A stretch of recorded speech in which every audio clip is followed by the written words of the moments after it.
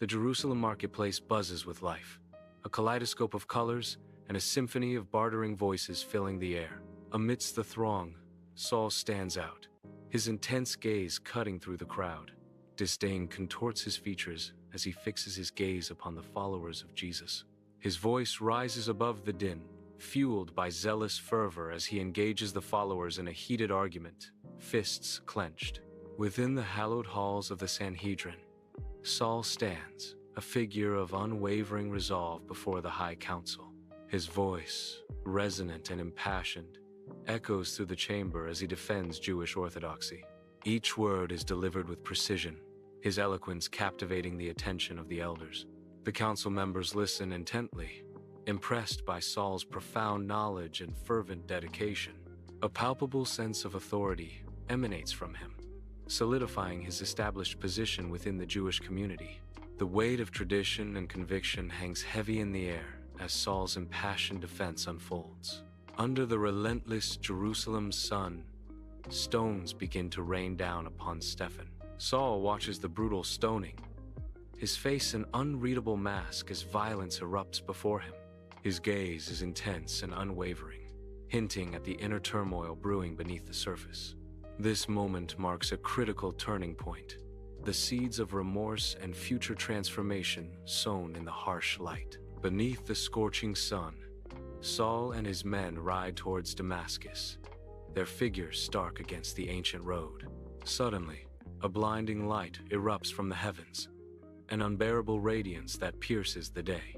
Saul is thrown from his horse, a broken figure amidst the swirling dust, his hands desperately shielding his eyes from the divine onslaught. A disembodied voice echoes through the stunned silence, its power resonating through the very air. "Saul, Saul, why do you persecute me?" The voice booms, each word a hammer blow against Saul's soul. In the dim interior of a Damascus house, Saul sits in profound darkness, his face gaunt from fasting and fervent prayer. Ananias, a hesitant believer guided by a divine vision, nervously steps into the room. Ananias, his voice trembling, reaches out, placing his hands on Saul. Light explodes into Saul's empty eyes, banishing the darkness as Ananias lays his hands upon him. Sunlight floods the ancient synagogue through stained glass windows, illuminating the faces of the congregation. Astonishment and disbelief ripple through the crowd as Saul, now Paul, stands before them. Paul gestures, his voice resonating with a newfound fervent passion. His words cut through the murmurs, proclaiming Jesus as the Messiah. The air crackles with the palpable energy of Paul's profound transformation. In Cyprus, Paul and Barnabas confront Elymas, a sorcerer radiating shadows and deceit.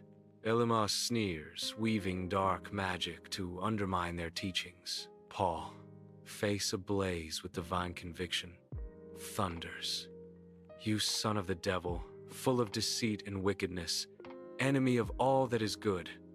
Will you never stop perverting the right ways of the Lord?" A blinding light erupts as Paul declares, "Now the hand of the Lord is against you. You are going to be blind for a time." Not even able to see the light of the Sunday, Elymas stumbles, his eyes now vacant. The Roman proconsul watches, awe and understanding etched upon his face as he proclaims, "This is truly the work of God." Bathed in golden sunlight, the ancient city of Lystra awakens as a growing crowd gathers, their faces expectant. Paul reaches out to a crippled man, a silent, desperate hope shining in his eyes as he wills strength into withered limbs. A collective gasp sweeps through the crowd as the man's legs straighten, his eyes wide with disbelief. The crowd erupts, hailing Barnabas and Paul as gods, their joyous chants echoing through the ancient stones. Jewish leaders stir the crowd with dark words, their faces contorted with fury, turning adoration into a storm of hate. Stones rain down with brutal force, felling Paul amidst the chaos, his battered form a stark contrast to the vibrant scene moments before.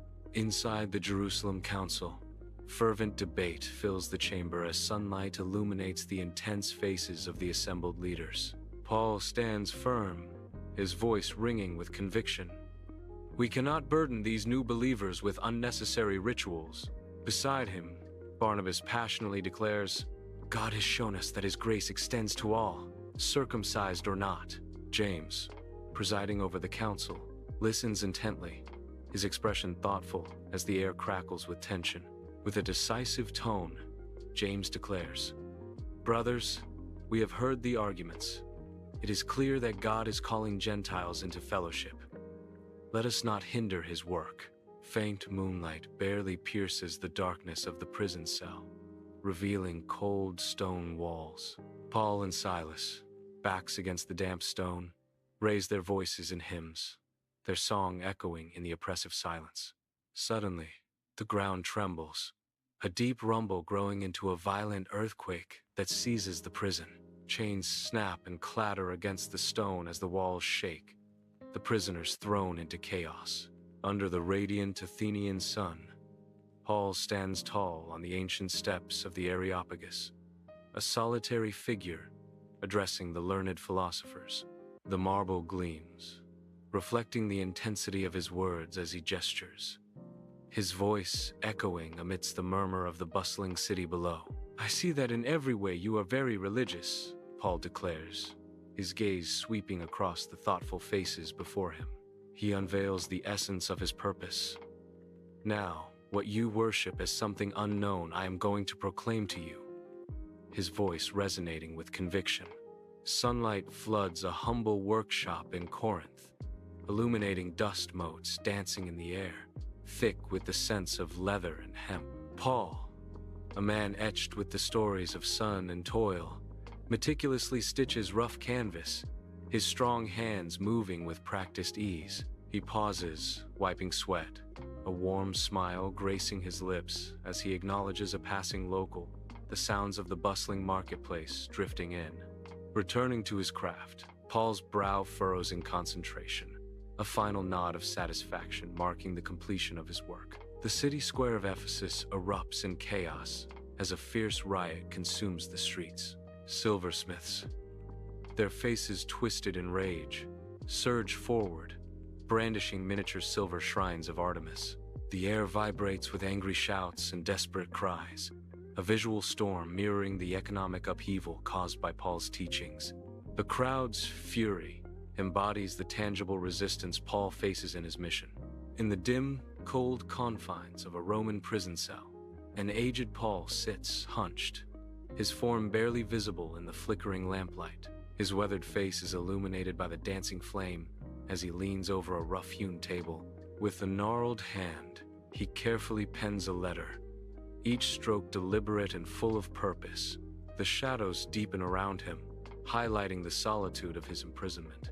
His voice, though aged, rings with unwavering conviction as he declares, I have fought the good fight. I have finished the race. I have kept the faith. The oil lamp sputters, casting long shadows that dance like memories across the stone walls as Paul continues to write.